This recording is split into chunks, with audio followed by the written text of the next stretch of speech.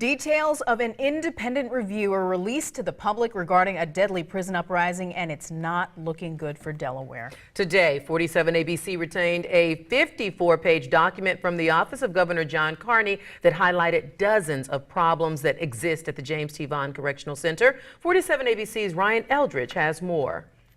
All right, Lanita, Emily, thank you very much. Well, staffing issues, a lack of training, communication equipment, and the absence of a clear plan. There are a number of problems that were uncovered by the independent review team brought on by Governor John Carney, and today with the release of this massive 50-page plus report, they made it clear that government officials can no longer be satisfied with the status quo. The stack of paper can't tell a story, but the words carefully typed here in this preliminary report can. This time, the findings of an independent review team will leave plenty of legislators and others around the state of Delaware with something to think about as they ponder the future of the James T. Vaughn Correctional Center.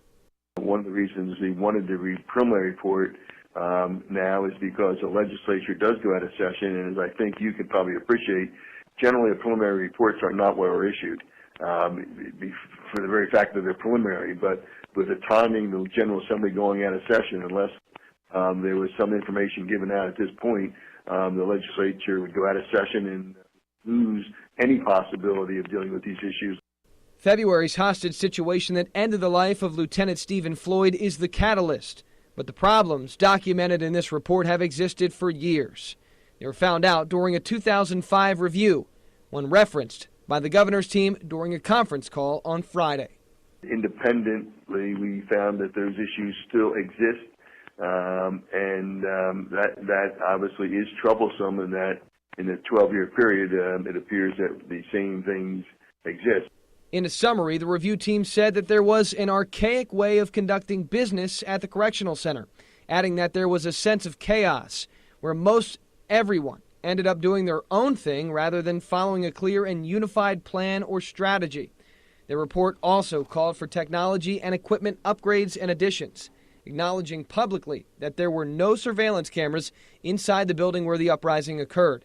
And throughout the report, reviewers described the state's maximum security prison as dangerously overcrowded, poorly managed, and critically understaffed. There currently exist at this time approximately 100 vacancies. Even though the governor's asked for additional staffing, which is probably necessary, right now we can't fill the positions we have.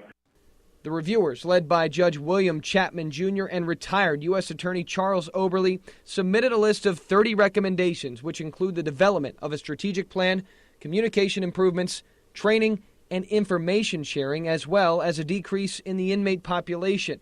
And the team called on the legislature to act on those recommendations sooner rather than later. Can they be dealt with in a very short-term basis? I don't think so. You're not going to change this thing next month.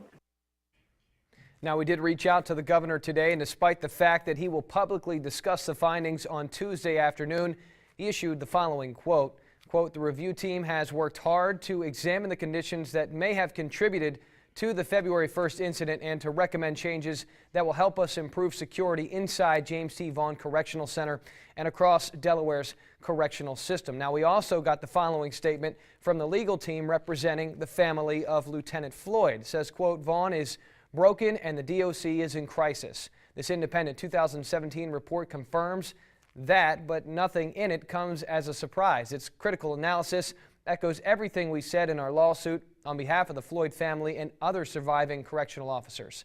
I pray that a Delaware governor will finally take this crisis seriously and fix our long-broken DOC." Now, the review team did not have access to police investigative reports or DOC internal affairs reports as a result of the ongoing criminal investigation, but they plan to release their full findings in August. Emily, Lanita, back to you. All right. Thank you so much, Ryan. 47 ABC's Ryan Eldridge reporting.